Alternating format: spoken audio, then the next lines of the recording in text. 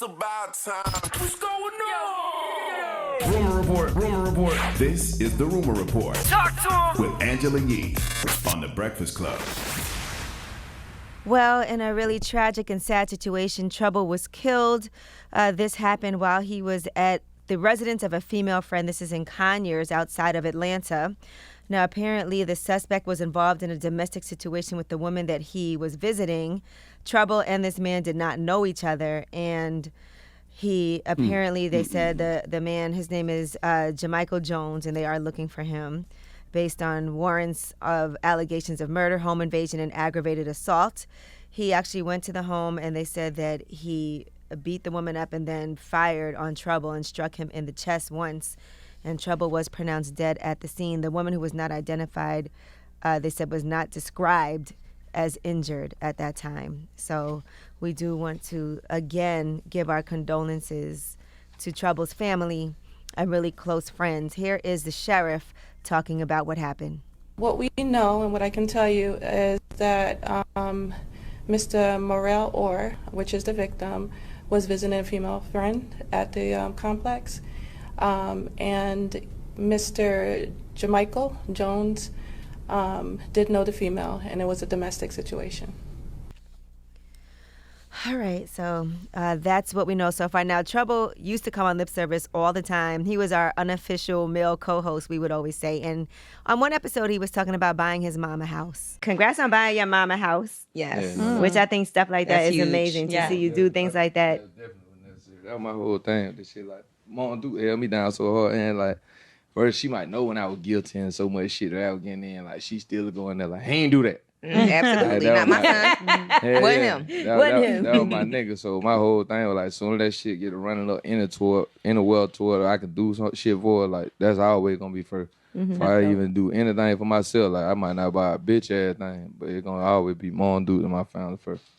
And then he also talked about having no regrets. Bro, I ain't type nigga like Leo with no regrets in history. I don't give a fuck whatever been done about nothing. I'm gonna keep a G code on my way straight on one way. So it's your life. I feel like you're supposed to go through shit. Like, it is what it is. Ain't no success without no story.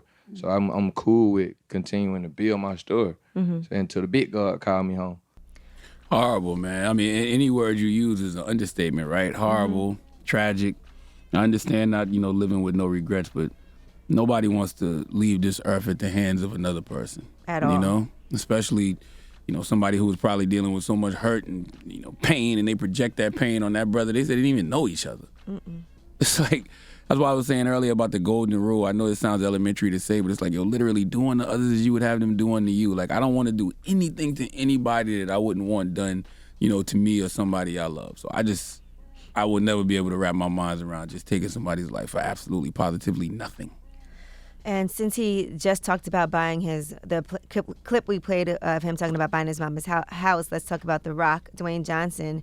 He went on Instagram over the weekend. He had some videos with his mom. He surprised her with a brand new home. Now he posted, brought my mom into her new family room where we placed her vintage ukuleles up on the wall, and I was able to unearth pictures of our ancestors that she hasn't seen since she was a child growing up in Samoa. She misses her mom and dad. I miss them too. Thank you, God, for blessing me with a little bit of work ethic to make stuff like this happen. Enjoy your new home, Mom. So that's a dope feeling for him as well, as he posted these videos. And he said he'll happily take his mom's tears of joy. He said, when I was a little boy, I hated when my mom would cry. These days, I'll happily take her tears of joy. I'll drop on a clues bomb for The Rock. I appreciate that. I'm telling you, we need to start goodnews.org. And we need to report good news stories like that, because Lord have mercy, everything's so dark nowadays. All right, and Amanda Seales has responded to being left off of the real finale episode. She said it didn't include her, and she was not happy in responding to the promo of the finale. Here's what she said. So apparently The Real, in their finale episode, did promo. I am not featured in this thumbnail, and I am not featured in the farewell episode, apparently. I'll have some things to say about that. Ooh, child. So she did join The Real for its 6th season, and she left 5 months later. She said, it doesn't feel good to my soul to be at a place where I cannot speak to my people the way they need to be spoken to, and where the people that are speaking to me in despairing ways are not being handled. I mean, that's an obvious slight, right? I mean, if they showcased every other host that's been on The Real thus far and didn't showcase her, then that's an obvious slight, right? Yes, and I know Amanda is going to let us know what happened. All right, well, that is your rumor report. Let's end with the positive news from now on. Let's start with the dark, and then let's end with the, we could end with the rocking on a high. It's a roller coaster of emotions, this rumor report is. We got front page news next year. It's not necessarily a good story, but oh, Lord. Let's talk about a man who was in the middle of proposing and got interrupted. Oh, I saw that. I saw that. Okay. Kind of funny. It's The Breakfast Club.